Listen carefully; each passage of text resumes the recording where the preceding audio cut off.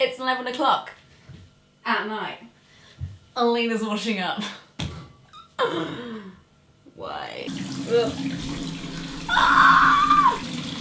I'm also drinking coffee. So I feel like in the last few days I've been paraphrasing a lot of people's questions and not answering specific ones. But that's because I feel like a lot of them have similar themes. And do you know why? I think it's because when I did my personality video, a lot of you were like, oh my god, you're me. And I'm like, I know, though, right?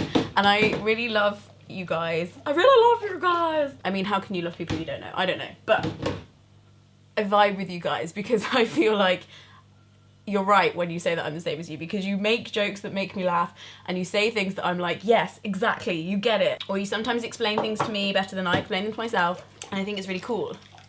But I also think that you're kind of all similar to each other in some ways. So you should all I see you all making friends in the comments this month. I see ya. And often people have been giving advice to each other and that makes me super cringily happy, so whatever.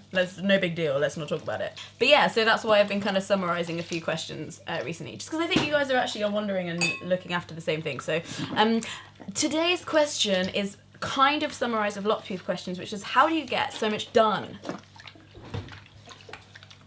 She says, washing up and making hashtag content. And I kind of don't get one, part of me wants to say a really arrogant answer of how does everybody not get stuff done? Sometimes I'm like, how did you not do all the things? How do you not have a million hobbies and projects?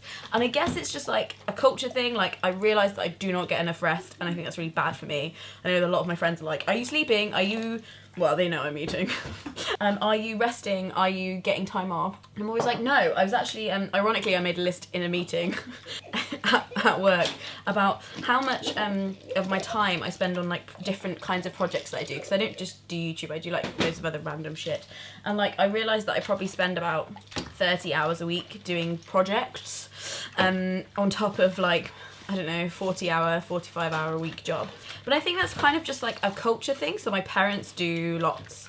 And I think also if you grow up in the church, everybody has a second job. Everybody's warden of something, organ player, as my dad is, flower arranger. Everybody, there's a lot, I don't know, I think I've grown up in a culture of this community thing that's on top of everybody's full-time jobs. Everybody has a job to do within a certain community.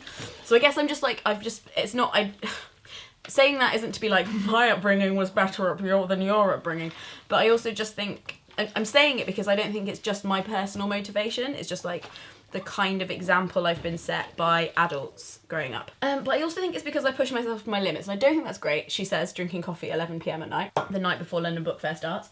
But I kind of think it links into this thing of people being you're so yourself, you're so natural, you're so bleh. And to that I say what is a self and how do you know I'm being it? But also I agree, I do feel very much myself. And I don't think that's because I've spent loads of time relaxing or loads of time self-caring, really, even though I should. I think it's because I push myself to my limits quite a lot. And it's kind of I've realised it's kind of like being on a really long car journey with yourself. You know, you don't really know somebody until... It's like the kid in your class that you didn't think you were going to get on with, and then you get stuck in maths with them for maybe a whole year, which feels like a lifetime when you're in year 9. And you start to connect with them. Or if you work in an office with people that you're I would never talk to you in normal life, but you end up looking after each other at these really extreme points of emotion during your working life, or you end up wetting yourselves because you've got each other's humour so much that you're and you know each other's trigger points so well because you spend more time with them than you do with your own probably spouse or family. I just feel I've done a lot of projects with myself, and I've pushed myself to my limits, and I've put myself in really weird situations, and that's how I know myself so well. Not particularly because I am a complete self or because I am better than anybody else. And I think it's because I stay so busy, and I think I change my environment so often, and I'm always hopping between one person and the next. I have to keep this kind of just this inner hub. This I feel like I have a space shuttle inside me with myself sitting in it, and we're hurtling through all of these different tasks and lives, but I've got this space shuttle with a bit of me in it, whereas if I wasn't going anywhere I'd never have gotten a space shuttle in the first place. Do you know what I mean? No, nobody knows. You're the the only person that truly knows yourself, Leena. If that. I've listened to this interview in this podcast called How I Built This from this woman called Cathy NEWMAN so many times. I might have listened to this podcast about 8 times. I think she starts the first independently owned black radio station in the US or something, and this guy is supposed to be interviewing her about how she did this huge achievement and like went from nothing to everything, and she makes it just, she never goes, yeah, it was really hard but I did it.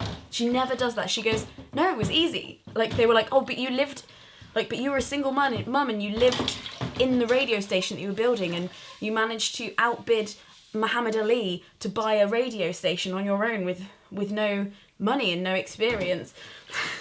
And she never goes, oh yeah, it was really challenging, but I really like put myself in the right place and I did it and I pushed through. She goes, no, it was easy because I enjoyed it. It was exciting.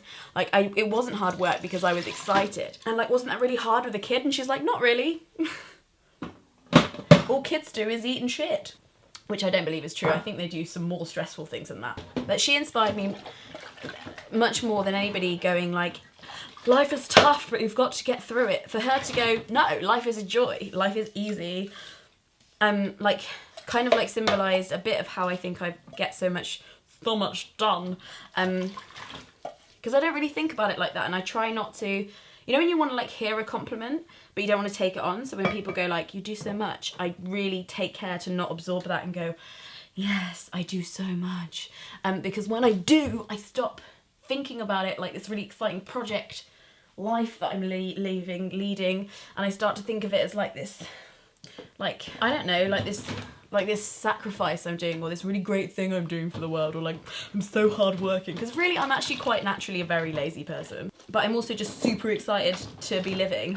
That's just it's not a talent, it's not a, I don't know, it's just not a thing that I should be praised for, I don't think. It's just like it's a state that I'm in, that I'm perpetually in. I don't know. Whenever I get sad, it's not because I'm not excited about living still. It's just about, I get like annoyed at like things that get in the way of me not being excited about living. Or me knowing that life is exciting to be part of, and people like trying to tell me that's not true. Like that's when I get like down or sad or I cry. So yeah, like I really think that when you think about all the stuff that you want to do, and then you think about how hard that is and how you're never going to achieve it, you probably never do it. It's when you decategorize those tasks as like big things you want to achieve, or like changes you want to make, or tasks, and you just like get literally just excited about what you wanted to do, and then just like don't think any more about it and just do it. Rather than like tracking your changes as like, yeah, I worked really hard today.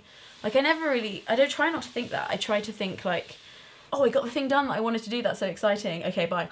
Rather than giving it this holier than thou thing to yourself about working hard. Because like, you don't have to work. Some people, you know, it's important to work hard if you want loads of stuff, and it's important to work hard if you believe it. But like, ultimately, if you're paying for your own life and you're being selfless and you're giving what you can, it's okay to be lazy. It's okay not to do that much. It's just that I genuinely enjoy it, and I don't want anybody to feel intimidated by how much I do, because it's what I do, and it's how I see my busyness as a personality trait, if anything. And I feel like some of my friends are like, oh, I feel so bad when I see that you're doing a video every day. I feel so lazy. Stop being so successful. And I'm like, it's not success to do things. It's just it's a compulsion. I'm going to leave a link to that podcast below because it's super cool. I hope that answers the question. And it's now 11 p.m. at night, and tomorrow is London Book Fair. It's like London Fashion Week, but with more words and uglier clothes. Speaking of doing a lot and I like it, I'm doing 40 videos in Lent, which I'm actually really enjoying. So I don't know why I'm going, and I'm answering your questions. So if you have a question, do leave it below and I might answer it in tomorrow's video, because that's not recorded yet. Who knows? Literally everything is to play for. Frogs now, bye.